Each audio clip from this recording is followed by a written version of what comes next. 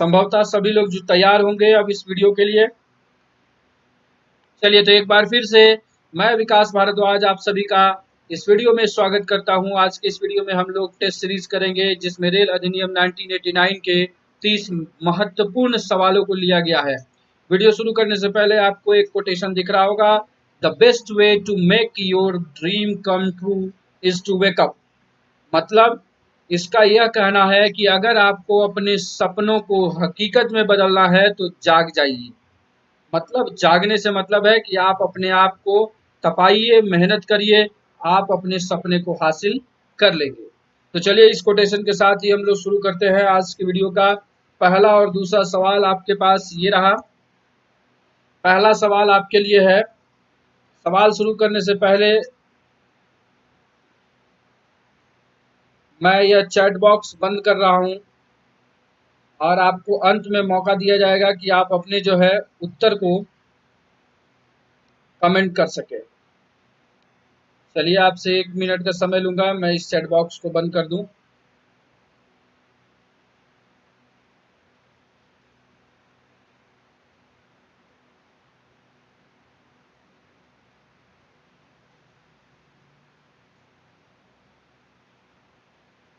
चलिए तो शुरू करते हैं।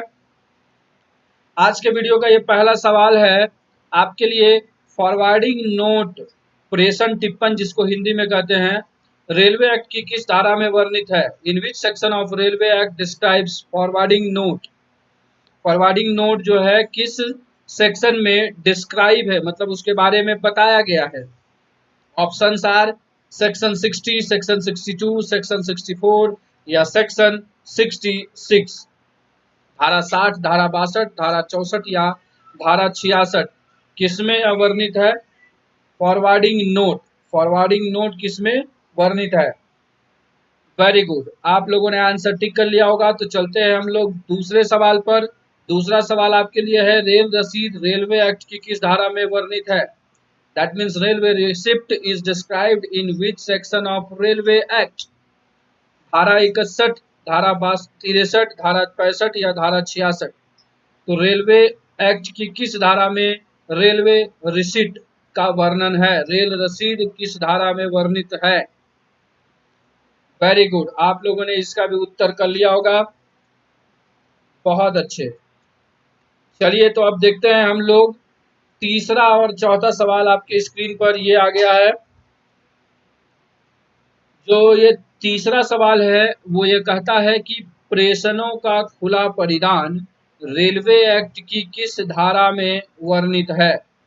मतलब open delivery of consignment is done under which section of railway act? क्या ये धारा 80 है, धारा 81, धारा 82, धारा 83? मतलब क्या इसका सही उत्तर सेक्शन 80 है, सेक्शन 81, सेक्शन 82 या section 83? That means open delivery of consignment. इस सवाल को इसलिए बनाया गया है क्योंकि जब भी ओपन डिलीवरी होता है तो आरपीएफ की उपस्थिति रहती है वहां पर। इस कारण से यह हम लोगों से जुड़ा हुआ है, तो सवाल आपके लिए आपके परीक्षा में बन सकता है। वेरी गुड, आप लोगों ने उत्तर कर लिया होगा। चलते हैं चौथे सवाल पर। चौथा सवाल आपके लिए है, प्रेषणों का भागतः परिधान रेलवे एक्ट की किस धारा के तहत की जाती है? मतलब कि partial delivery of consignment is done under which section of railway act? होता क्या है, कभी कभी पार्सल बुक होता है लेकिन पार्सल दो पार्ट में आता है, आधा आया आधा फिर बाद में आएगा। तो अब आधा आया, पूरा बुक हुआ या नहीं हुआ, इन चीजों के अनुसार वेरिफिकेशन करने के बाद पार्शियल कंसाइनमेंट को डिलीवर किया जाता है। तो किस धारा में यह वर्णित है रेलवे एक्ट के? क्या वो धारा 80 है, धारा 81 है, धारा 82 है या धारा 83 है? सेक्शन 80, सेक्शन 81 एंड सेक्शन 82 या सेक्शन 83? बहुत अच्छे, आप लोगों ने इसका उत्तर कर लिया होगा। तो 3 और 4 नंबर सवाल हो गया है। अब हम आगे चलेंगे। आगे आपको 5वां और 6वां सवाल मिलेगा नेक्स्ट स्लाइड पर। तो आते हैं अब 5वें और 6वें सवाल पर। जो 5वां सवाल है वो आपके लिए है, अनक्लेम्ड कंसाइनमेंट रेलवे एक्ट की किस धारा में वर्णित है? मतलब अब कोई कंसाइनमेंट आया, उस पर किसी ने अपना क्लेम नहीं जताया, तो वो अनक्लेम्ड हो गया। तो unclaimed consignment is described in which section of railway act? इसका सही उत्तर क्या होगा? क्या ये धारा 81, धारा 82, धारा 83 या धारा 84? अनक्लेम्ड कंसाइनमेंट रेलवे एक्ट की किस धारा में वर्णित है? वेरी गुड, आपने 5वें सवाल का उत्तर कर लिया होगा। तो हम लोग आगे बढ़ते हैं अब 6वें सवाल पर। 6ठा सवाल आपके लिए है कि रेलवे एक्ट की किस धारा में एक्सीडेंट परिभाषित है? जो ये एक्सीडेंट है वो आप अनटुवर्ड इंसिडेंट वाला जो चैप्टर है उस चैप्टर से यह एक्सीडेंट लिया गया है। तो in which section of railway act is accident defined? क्या वो धारा 123 का ए है, 123 का बी है, 123 का सी है या 123 का डी है? क्या इसका सही उत्तर होगा? आप अपने नोटबुक में मार्क कर ले। Very good, accident is defined in which section of railway act? क्या ये सेक्शन 123 ए है, सेक्शन 123 बी है, सेक्शन 123 सी है या सेक्शन 123 डी है? चलिए, आप लोगों ने 5वें 6वें सवाल का उत्तर ले लिया होगा। चलते हैं आगे अब हम लोग 7वें और 8वें सवाल पर। 7वें और 8वें सवाल पर जिनको भी सवाल ज़्यादा देर पढ़ना है वो वीडियो को पॉज करके देख सकते हैं, उनके लिए सवाल आता रहेगा। चलिए, अगला सवाल 7वां, रेलवे एक्ट की किस धारा में अनटुवर्ड इंसिडेंट परिभाषित है? मतलब कि in which section of railway act untoward incident is defined? VVI सवाल है, आपके एग्जाम में जरूर आएगा। क्या ये धारा 123 का ए है, धारा 123 का बी, धारा 123 का सी या धारा 123 का डी?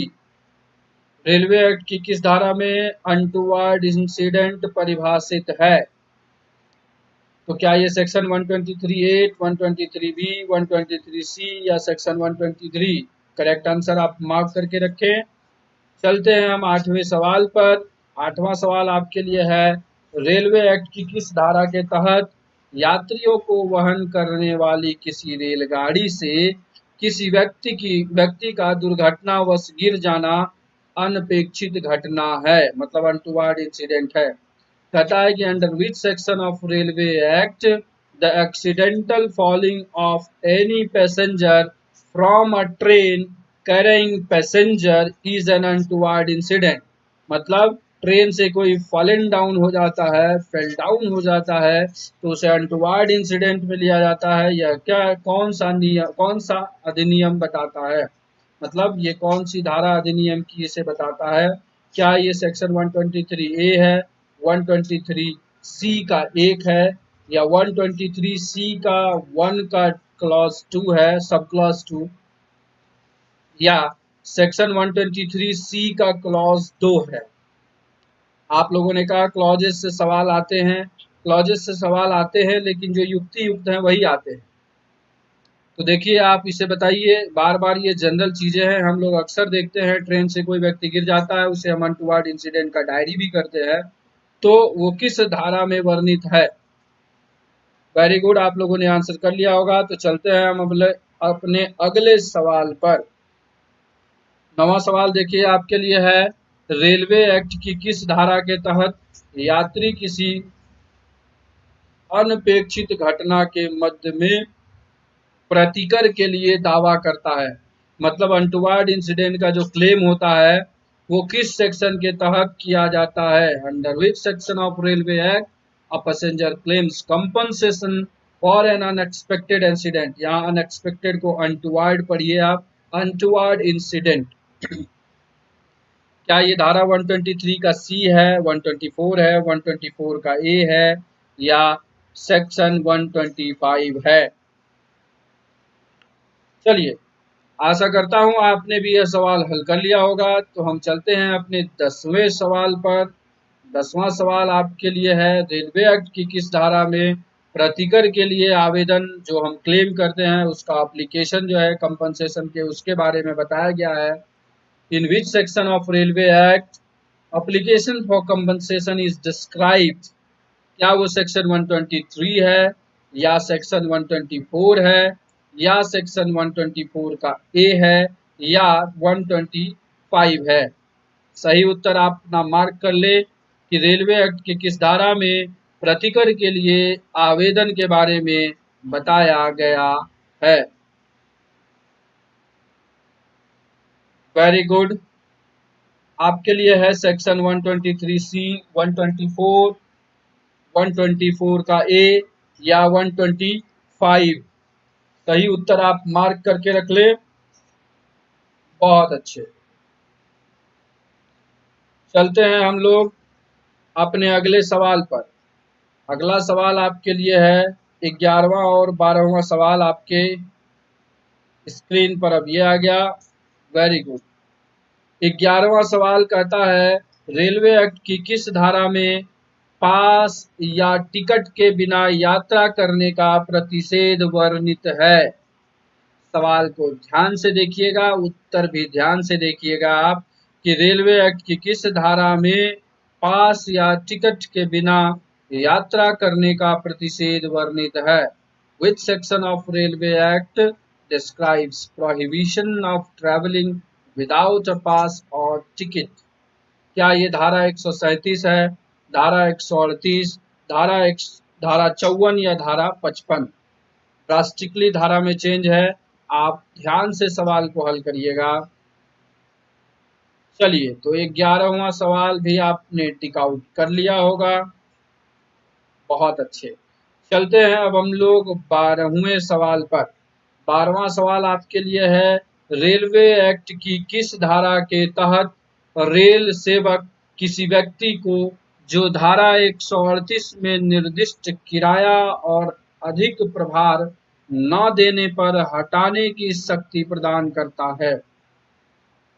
मतलब कि सेक्शन जो आप जान रहे होंगे कि 138 में क्या है, आपके पास टिकट है लेकिन आप उस टिकट जहां तक है उससे ज्यादा यात्रा कर रहे हैं तो आपको एक अधिभार, ठीक है, या तो अधिभार देना पड़ेगा या नहीं तो रेल परिसर को छोड़ना पड़ेगा। तो ये किस धारा में इम्पावर्ड करता है? क्या सेक्शन 138, सेक्शन 138A, सेक्शन 139 या सेक्शन 139 का ए है? ध्यान से सवाल को पढ़ के आसानी से आप समझ करके तब इसे हल करिएगा।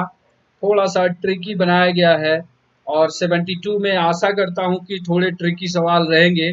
70 में तो बहुत बेसिक सवाल रहते हैं। इसको सिंपली आपको इसमें क्लॉज में उत्तर भी नहीं दिए जाएंगे। बहुत आसान सवाल सीधे सीधे 70 में आते हैं। चलिए, तो आप देखते हैं हम लोग 13वें और 14वें सवाल पर चलते हैं। 13 एंड 14 नंबर क्वेश्चन ये है। 13 क्वेश्चन कहता है, बहुत आसान है, अगर कोई व्यक्ति बिना किसी युक्ति युक्त कारण के रेल के संचार साधनों का उपयोग करता है तो वह किस धारा के तहत दंडनीय है? If any person uses any means provided for communication of rail without any reasonable cause is punishable in which section of Railway Act? क्या वो सेक्शन 140, सेक्शन 141, सेक्शन 142 या सेक्शन 66 है? बहुत अच्छे सवाल, बहुत ही आसान और टू द पॉइंट रखने की कोशिश की गई है ताकि आप लोगों की तैयारी जो है आप उस तैयारी को आंक सके और उसमें कहीं पर भी कोई डाउट और संशय रहने का चांस ना रहे। चलते हैं 14वें सवाल पर। रेलवे एक्ट की किस धारा के तहत रेल परिसर में फेरी लगाना दंडनीय है? Under which section of railway act Hawking is punishable in railway premises? ध्यान से देखिएगा उत्तर को। 142, 144, 144 का क्लॉज 1 या 144 का क्लॉज 2? सही उत्तर आप मार्क कर लें। Very good. आशा करता हूं कि आप लोग सही उत्तर दे रहे होंगे और सभी लोग अच्छे से उत्तर दे रहे होंगे। Very good. जिनका भी अगर सवाल में डाउट हो रहा है तो आप या तो बेसिक्स को ठीक से नहीं पढ़े हैं या तो फिर आप रिवीजन नहीं किए हैं। यही दो कारण होता है आपके एग्जाम में परफॉर्मेंस नहीं होने का। चलिए आते हैं अब हम लोग 15 और 16 नंबर सवाल पर। 15 और 16 नंबर सवाल आप देख सकते हैं यहाँ पर कि रेलवे एक्ट की किस धारा के तहत रेल टिकटों के अप्राधिकृत कारोबार चलाने के लिए दुष्प्रेरण के लिए दंड है। ध्यान दीजिएगा शब्दों पर। रेलवे एक्ट की किस धारा के तहत रेल टिकटों के अप्राधिकृत कारोबार चलाने के लिए या करने के लिए दुष्प्रेरण के लिए दंड है? Under which section of railway act there is a penalty for the abetment for running the unauthorized business of railway tickets? यहाँ अध्याय को आप धारा पढ़ेंगे, ये मिस्टेक टाइप हो चुका है यहाँ पर। तो ये सेक्शन 143 में है या सेक्शन 143 के 1 में है या सेक्शन 142 के 2 में है या सेक्शन 142 में है।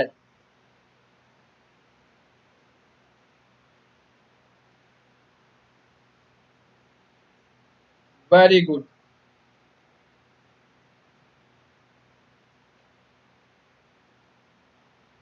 यहाँ जो आपको 15 नंबर सवाल है, इसके ऑप्शन को मैं रिपीट कर रहा हूँ। यहाँ पर सेक्शन 143 है, सेक्शन 143 का क्लॉज 1 है या सेक्शन 142 का क्लॉज 2 के जगह आप सेक्शन 143 का क्लॉज 2 कर लें और सेक्शन 142 है। इस हिसाब से आप इसका सही उत्तर लगाएंगे। ऑप्शन नंबर 3 में 142 की जगह 143 क्लॉज 2 करके आप देखेंगे, उसके बाद सही उत्तर लगाएंगे। चलिए, तो आपने टिक लगा लिया होगा। चलते हैं 16वें सवाल पर।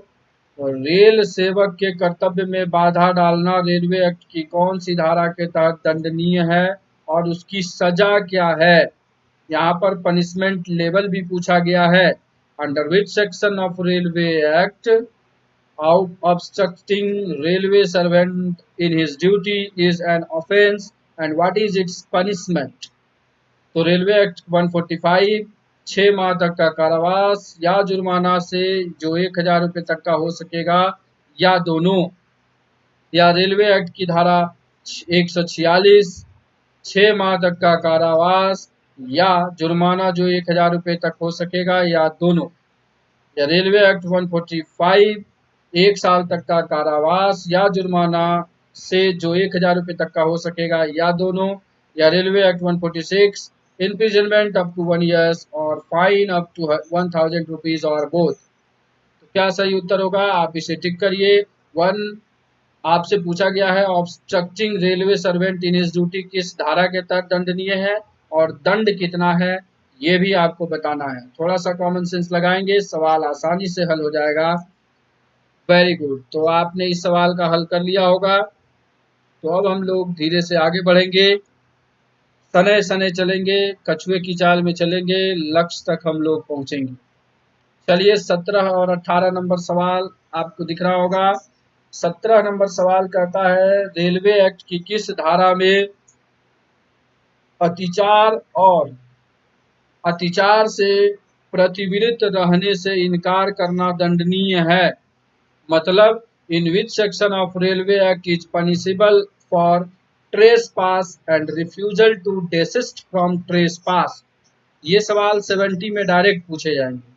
आप ध्यान से सुन लीजिए, रूल 70 के एग्जाम में यह सवाल जरूर पूछा जाएगा और इसी तरीके से स्ट्रेट फॉरवर्ड पूछा जाएगा। ये एकदम स्ट्रेट फॉरवर्ड सवाल है, इसमें कहीं भी क्लॉजेस, कहीं भी तिगड़म नहीं लगाया गया। धारा 146, धारा 147, धारा 148 या धारा 149, क्या होगा 17 नंबर सवाल का सही उत्तर? उसे आप टिक करके रखिए। बहुत सुंदर, आशा करूंगा कि इसका उत्तर सभी ने सही दिया होगा। और जब भी आपको हिंदी में शब्द समझ में ना आए तो ध्यान रखिए, लॉ को अंग्रेजी में समझना थोड़ा सा आसान हो जाता है क्योंकि सीधे शब्दों में लिखा जाता है। हिंदी में बहुत ही क्लिष्ट उसका जो है क्या होता है, रूपांतरण हो जाता है। चलिए आते हैं, देखते हैं 18 नंबर सवाल। यदि किसी व्यक्ति विधि विरुद्धतया किसी रेल के ऊपर या आर पार कोई कास्ट, पत्थर आदि रखता है तो वह किस धारा के तहत दंडनीय है? If any person unlawfully puts or throws upon or across any railways any wood मतलब लकड़ी या stone, पत्थर etc is punishable under which section of Railway Act?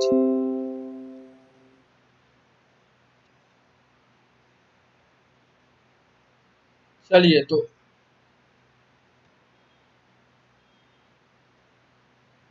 तो देखते हैं इसका उत्तर क्या होगा।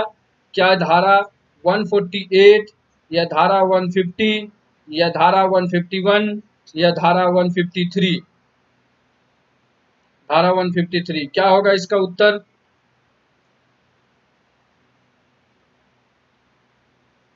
चलिए, बहुत सुंदर।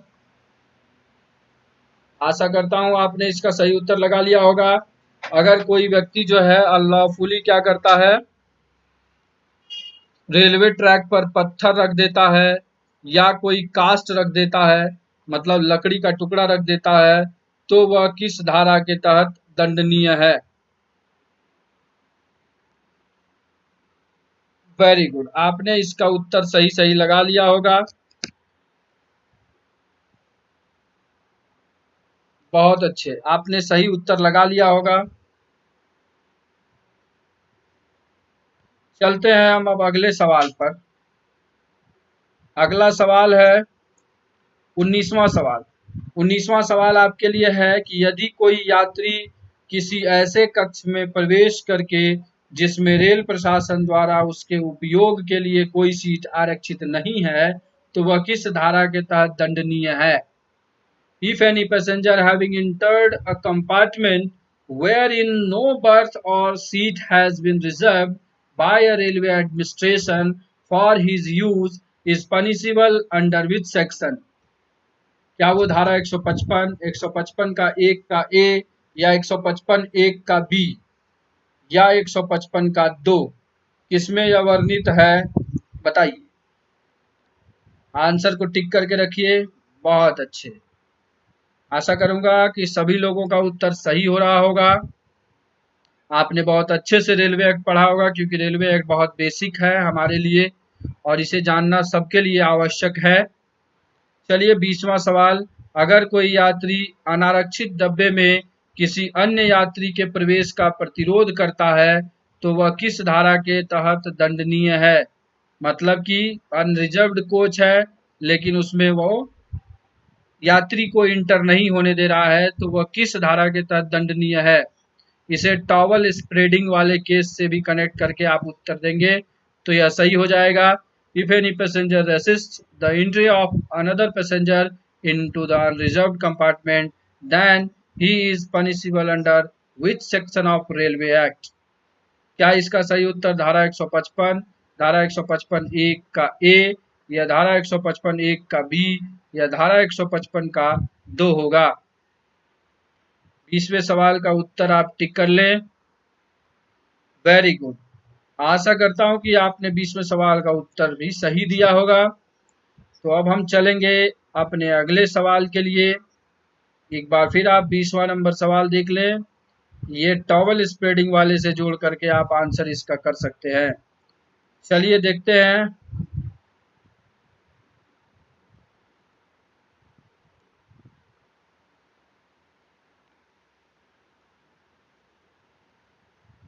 चलिए आते हैं अब हम लोग 21वें और 22वें सवाल पर।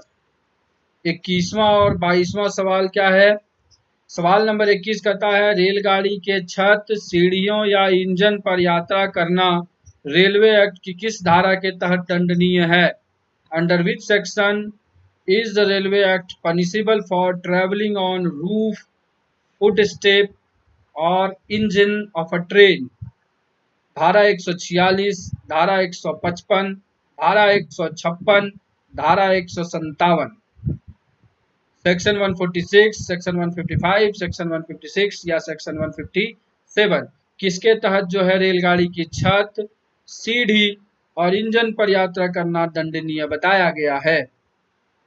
वेरी गुड, आपने सही उत्तर कर दिया है। अब हम चलते हैं 22वें सवाल पर। समतल क्रॉसिंग फाटक का खोलना या तोड़ना किस धारा के तहत दंडनीय है? रूल 70 में यह सवाल इंपॉर्टेंट बनता है और आशा करता हूं कि ये आएगा भी। तो ओपनिंग और breaking a level crossing gate is punishable under which section of railway act?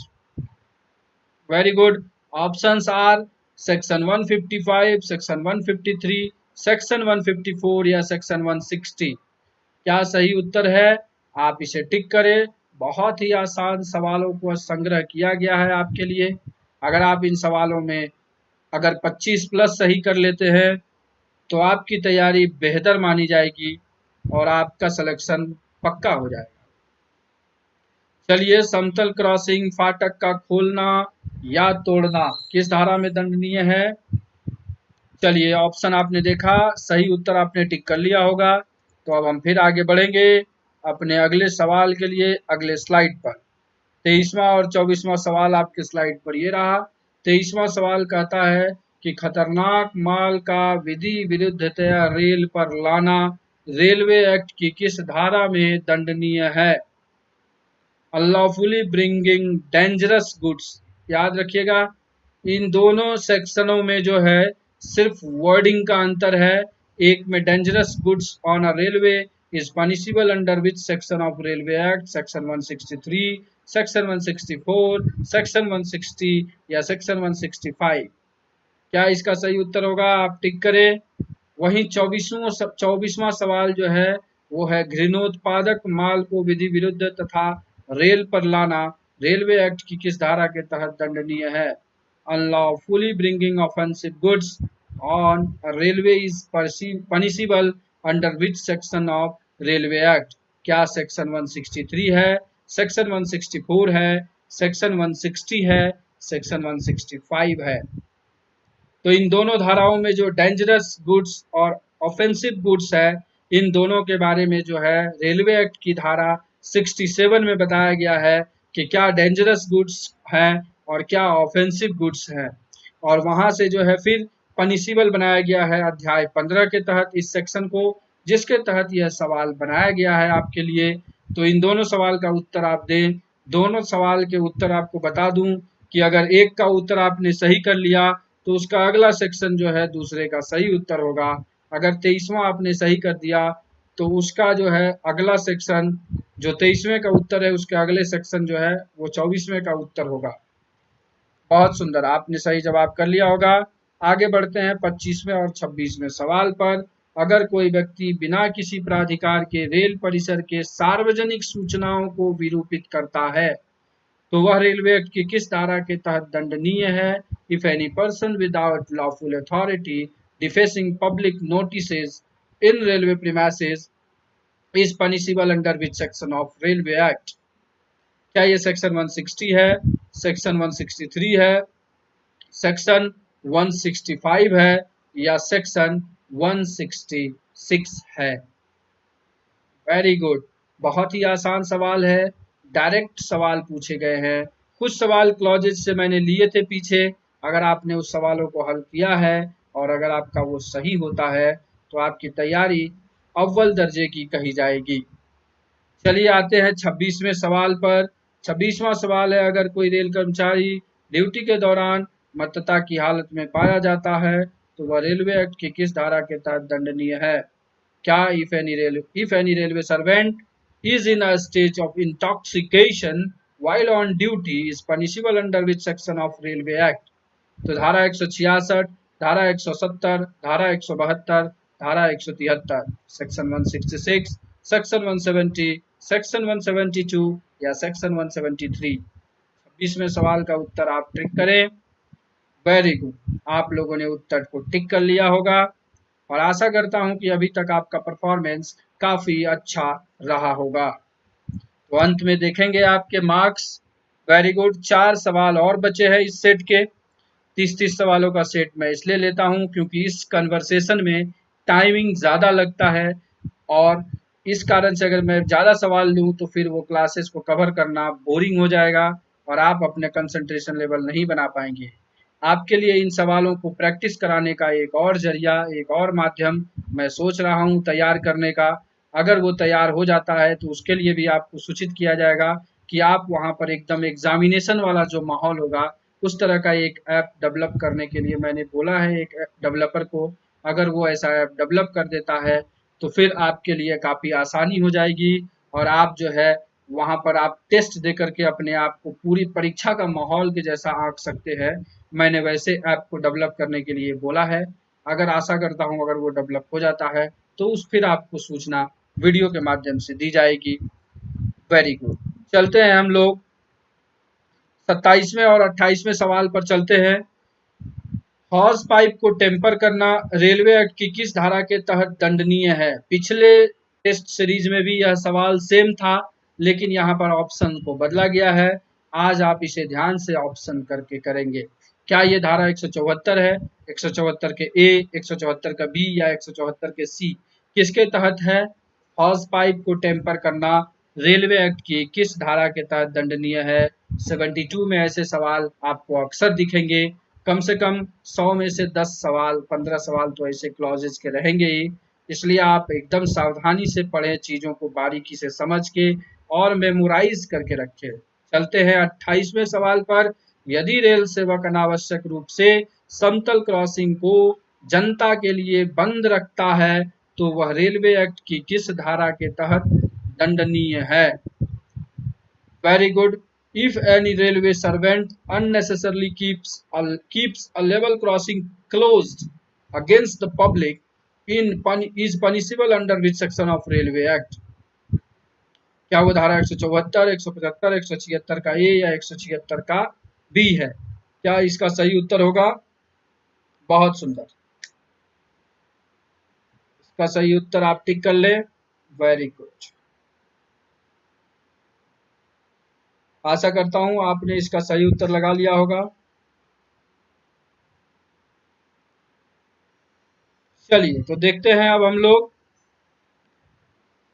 29वां और 30वां सवाल। आज के वीडियो का सबसे लास्ट स्लाइड चलते हैं। Very good. 29वां और 30वां सवाल आपकी स्क्रीन पर है। यदि कोई व्यक्ति धारा 150 से 152 में उल्लिखित कोई अपराध करता है तो वह रेलवे अधिनियम की किस धारा के तहत गिरफ्तार किया जाएगा? If any person commits an offences mentioned in section 150 to 152, under which section of the Railway Act will he be arrested? मतलब किसके तहत उसे अरेस्ट किया जाएगा? क्या वो धारा 179 है, धारा 179 का 1 है, धारा 179 का 2 है या धारा 179 का 3? Very good. आप अपने उत्तर को टिक कर ले। बहुत अच्छे। चलिए देखते हैं आज के वीडियो का अंतिम सवाल। यदि कोई रेल सेवक प्राधिकार के बिना रेलगाड़ी आदि का परित्याग करता है तो वह किस धारा के तहत दंडनीय है? If any railway servant abandoning train etc without authority, then he punishable under which section of Railway Act? क्या ये धारा 170, 172, 173 या 174? सेक्शन 170, सेक्शन 172, सेक्शन 173 या सेक्शन 174? इसका सही उत्तर क्या होगा?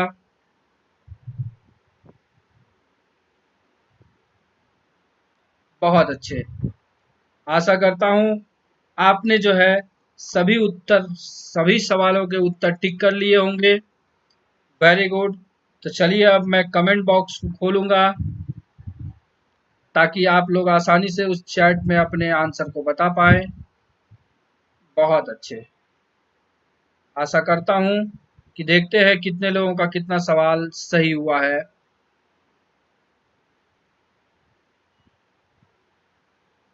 Very good. चलिए तो आपके लिए अब उत्तर लगा दिया जाए। चलिए आपको दिया जाता है 30 सेकंड और 30 सेकंड के बाद मैं आंसर शीट आपको दिखाऊंगा और आप अपने आंसर को मिला करके फिर अपने मार्क्स को कमेंट करिएगा। चलिए तो ये आंसर शीट आपके स्क्रीन पे अब दिख रहा है। अब आप जो है इसका उत्तर मिलान कर लीजिए और मिलान करने के बाद आप कमेंट कर सकते हैं कि आपके कितने सवाल सही हुए हैं।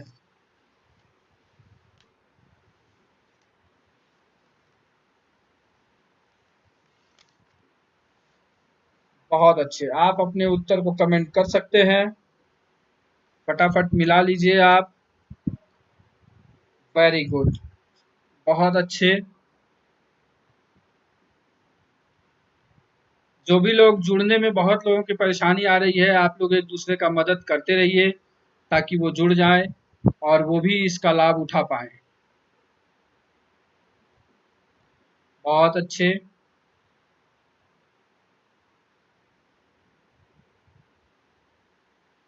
एमडी कौसर का 22 सही है, बहुत अच्छे कौसर। लेकिन आप रिवीजन करिए, 25 से कम जिनका भी है आप रिवीजन करिए। 26 अश्वनी कुमार, बहुत अच्छे। अश्वनी बहुत अच्छा परफॉर्मेंस है आपका। पानी का- बहुत अच्छे, बहुत अच्छे।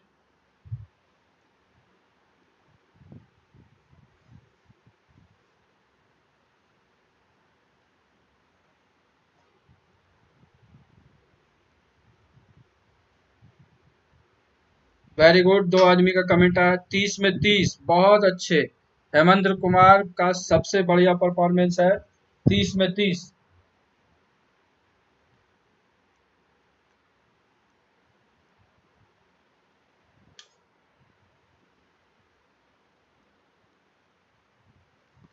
Sir score is 25। Very good Vinod. Pawan Kumar 18। Revision करिए पवन जी आप। बहुत बढ़िया,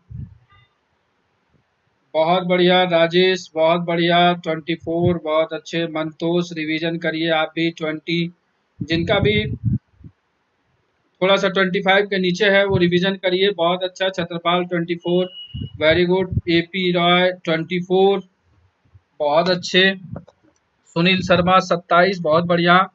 कमल दास, बहुत बढ़िया।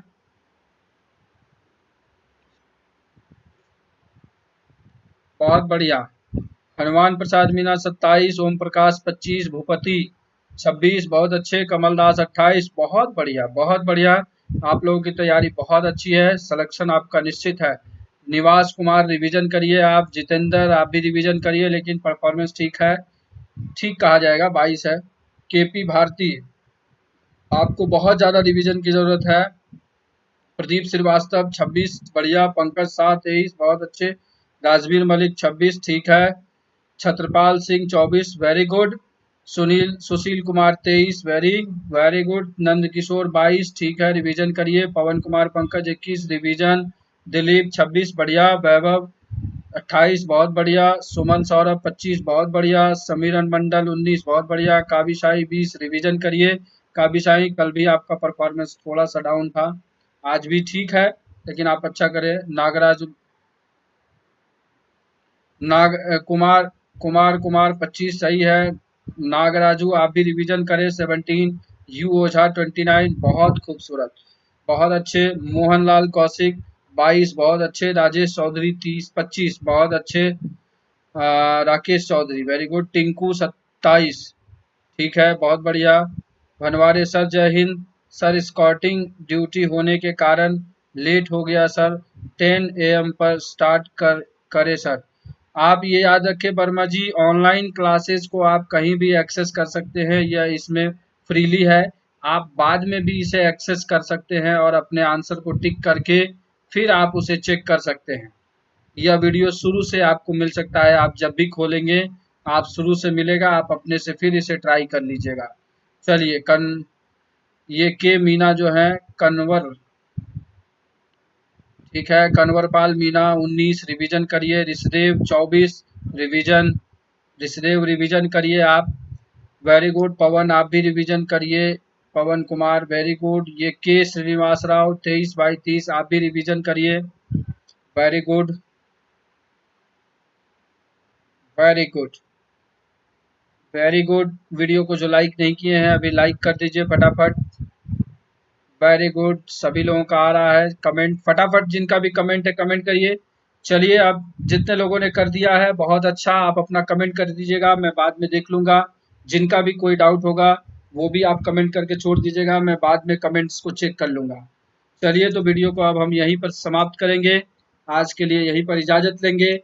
कल आपकी क्लास नहीं हो पाएगी क्योंकि कल मैं कर्तव्य पे तैनात रहूंगा, और आपको परसों की क्लास में जो है, अभी तक हम लोगों ने जो आरपीएफ के नियम को पढ़ा है, रेल सुरक्षा बल नियम पढ़ा है, जहां तक अभी अध्याय 6 तक, उस अध्याय 6 से ऑब्जेक्टिव टाइप क्वेश्चन इन छवों से बनाए जाएंगे और उसका टेस्ट कंडक्ट किया जाएगा। उसका समय क्या होगा वो आपको नोटिफाई कर दिया जाएगा। तो चलिए, आज के लिए क्लास में इतना ही।